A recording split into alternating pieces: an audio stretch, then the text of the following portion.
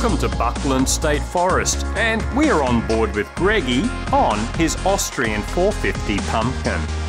Not far from Tasmania's capital, Hobart, Buckland is just one of many state forests across Tassie. And the lucky buggers here have recreational registration. This means they can legally ride in these areas on almost any kind of motorbike.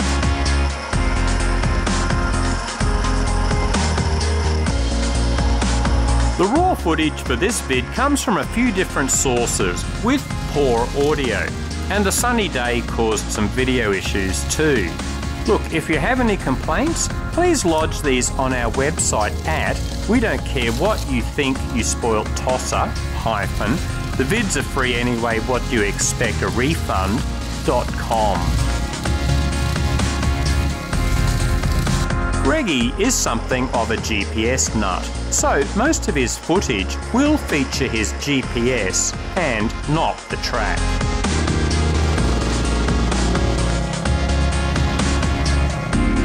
Today's challenge, this loose climb with tree roots and turns that stop you getting too much momentum.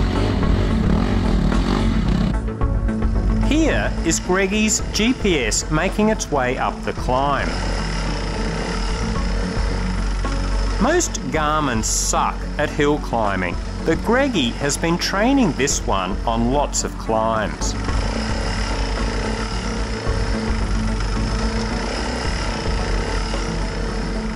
Our resident tall freak, Raymond, doesn't have a GPS. You can see the difference. He looks for any GPS units lying on the ground, but no luck. Instead, Ray leg paddles on his second try. He keeps the rear wheel weighted and only leg paddles to keep balance, not trying to push the bike up with his legs. Nice one, Razor. Uh-oh, another bike without a GPS. You can see the problems when the front wheel isn't weighted with an electronic device. Let's see that again. Yep, without a GPS it just wants to wheelie. The rider tries some open cut mining instead. It doesn't get the bike up the climb, but who knows, he might discover some mineral deposits.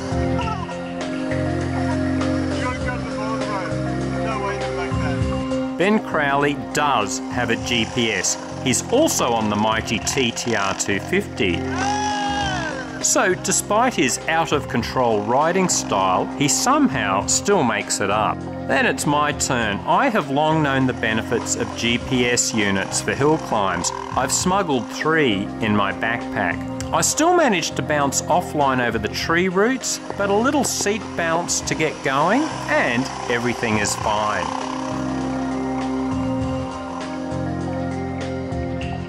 On a second try, I turn all my GPS units on and even get up without putting a foot down.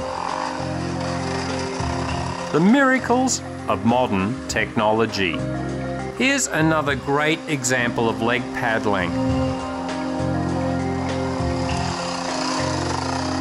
Again, the legs only touch the ground to maintain balance. If you actually try to push with your legs, you simply de-weight the rear wheel, it then loses traction, and you wheel spin to a halt. We're only halfway up. This is a steep loose bit, all about momentum, weighting the rear wheel, and standing if possible. If you sit, you get less traction, and you can't counteract with your body when the rear wheel is bounced to the side.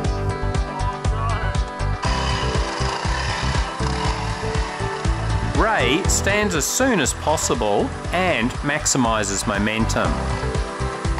I cheat by rolling down the hill a bit for a better run-up and changing into second gear rapidly for better traction. Greggy's GPS does a great job getting up here, despite Greggy's best attempts to mess it up. This is a very well-trained Garmin.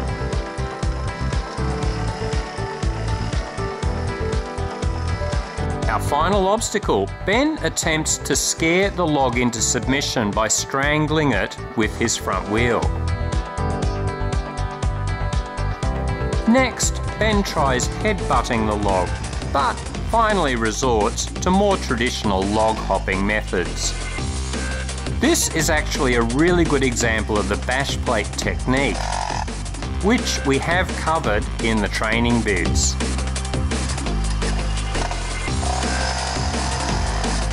The YZ250FX has no bash plate, so I wimp out and just manually wrestle the bike over. Greggy's GPS might be good on hills, but it sucks at log hopping, so it needs help getting over. Greg then volunteers to ride this bike over the log. As long as you can wheelie that front wheel over, it's then quite easy to push the bike the rest of the way. Of course, having a few guys to help makes a difference, but logs are far less intimidating once you've got a few techniques under your belt.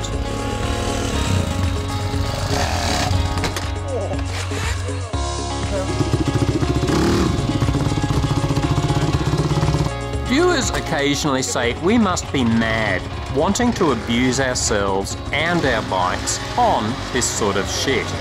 Well, you don't have to be mad, but it certainly helps. And the sense of accomplishment is great, knowing that bit by bit your skills are improving.